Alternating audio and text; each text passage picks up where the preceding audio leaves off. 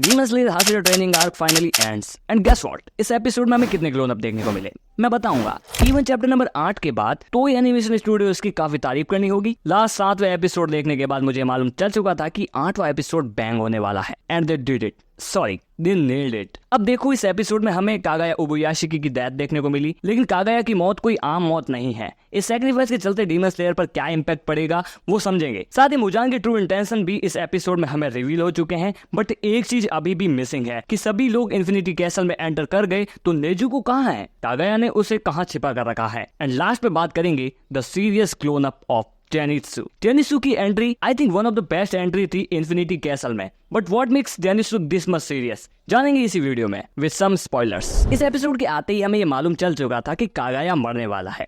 Obviously Muzan की इतनी बड़ी ग्रैंड एंट्री के बाद भी अगर कागाया नहीं मरता तो मजा भी नहीं आता, बट मरने से पहले उन दोनों के बीच काफी लंबी कॉन्वर्सेशन होती है। वे फाउंड आउट कि ओबुयाशिकी क्लैन के लोगों की ये हालत आखिर क्यों हो जाती है। ओबुयाशिकी खानदान काफी पुराना है। ओबुयाशिकी खानदान का हर वारिस एक श्राप के साथ जन्म लेता है, एक ऐसा श्राप जिसकी वजह से उस खानदान की हर व्यक्ति की मौत अर्ली 30s में ही हो जाती है। ओबुयाशिकी क्लैन पर चढ़े इस श्राप का जिम्मेदार और कोई नहीं बल्कि मुजान है। मुजान उसी क्लैन से बिलोंग करता है जिस क्लैन से कागाया है। It's mean they are blood related. Muzan और कागाया के बीच में 1000 सालों का गैप है एंड हमें मुजान के पास से मालूम भी चला था कि मुजान को एक गंभीर बीमारी थी, जिसके चलते उसके डॉक्टर ने कह दिया था कि वो जल्द ही मर जाएगा। आफ्टर दैट मुजान अपने डॉक्टर को ये मार देता है, जिसकी वजह से उसकी दवाई में उस डॉक्टर का ब्लड चला जाता है। एंड आफ्टर दैट मुजान उस दवाई को कंज्यूम कर लेता है एंड वो बन जाता है Muzan the demon Lord. But इस एपिसोड से हमें ये मालूम चला कि मुजान अपने जन्म के साथ ही एक श्राप लेकर आया था एंड इस श्राप से बचने और हटाने के सिर्फ 2 उपाय हैं।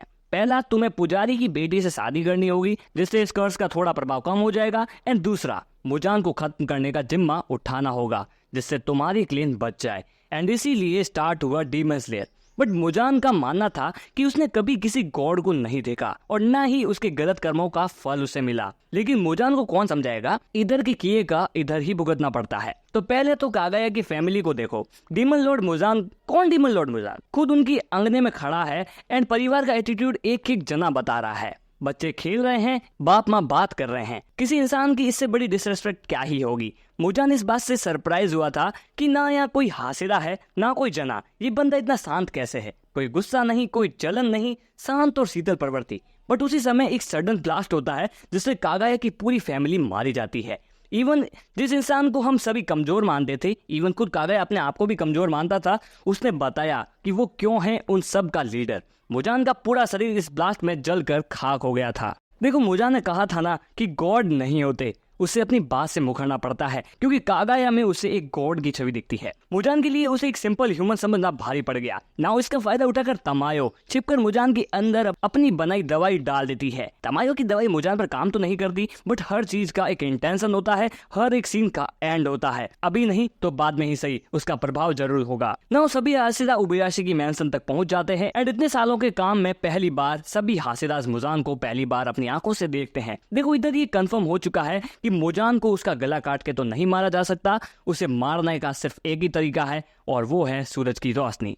तो मुजान के अंत से अभी याद आया कि खेल तो अभी शुरू हुआ है। सो बीवा गर्ल सभी हासिदास एंड पूरी डीमन स्लेयर टीम को अपने इन्फिनाइट कैसल में बुला लेती है। देखो, इन्फिनिटी कैसल सभी के लिए नया था, expect Sanemi and Obanai, but castle में एंटर करते दौरान उनके माथे पर भी सिकंज थी। बट जेनित्सु उसका अलग ही चल रहा है, उसे ना इस कैसल का डर लग रहा है और ना ही अपनी मौत का। यही नहीं, एक छोटी सी सिकंज भी नहीं है बंदे के सर पर। देखो, कहीं अगर वो गलत लैंड कर गया ना तो यहीं उसका खेल खत्म हो जाएगा। बट जेनित्सु इतना सीरियस हो चुका है क्योंकि उसका एम बाकी लोगों के एम से अलग हो चुका है। इवन उसे अभी कागाया के मरने का दुख भी नहीं है। उसका सीधा सा एम है कि वो उस डीमन को मारे जिसने उसके ग्रैंड डैड को मारा है। इधर उसका मेन पर्पस मुजान को मारना भी नहीं है। एंड ऑल्सो बाकी सभी हासिदास उसके लव्ड वंस कागाया की डेथ देखकर आ रहे हैं। उनकी ये सिकंज खुद के लिए नहीं, एक दूसरे के प्रति है कि कहीं कागाया के सपने कहीं अधूरे न रह जाएं, कहीं कागाया के सभी बच्चे या मारे ना जाएं। कागाया का सिर्फ एक ही सपना है कि उनके बच्चों को कुछ ना हो।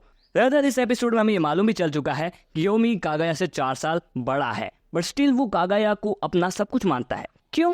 क्योंकि सीधी बात है कि इससे फर्क नहीं पड़ता कि तुम छोटे हो या बड़े, तुम अच्छे दिखते हो या बुरे। फर्क तो सिर्फ इससे पड़ता है कि तुम कैसे हो, तुम्हारा दिल कितना साफ है। लाखों सालों से यही तो होता आया है, हमेशा अच्छे लोगों के ही तो सभी अनुयायी बने हैं। There is only one thing lives for eternity and that's faith. Human life is nothing without it, and इसीलिए कहा गया कि डेथ के बाद इन सभी हासिरास का पेल दिखना वाजिब है। सो आखिर में हम ये देखते हैं कि तांजीरो अपनी फाइनल वार्निंग दे देता है मुजान को, बट इससे काम नहीं चलेगा बिकॉज बीवा गर्ल इस पूरे कैसल को कंट्रोल करती है एंड उसने मुजान को सभी हासिरास की पहुंच से काफी दूर भेज दिया है।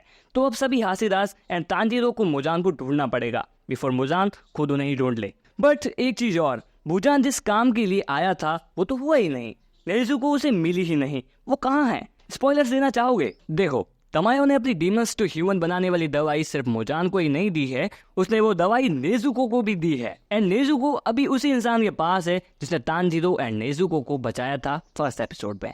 गाइस गैस कर लो कौन है और उसका नाम कमेंट सेक्शन में लिख दो। बाकी अगर तुम्हें वीडियो पसंद आई हो तो वीडियो को लाइक कर देना, चैनल को सब्सक्राइब कर देना। I see you guys in the next video, till then bye.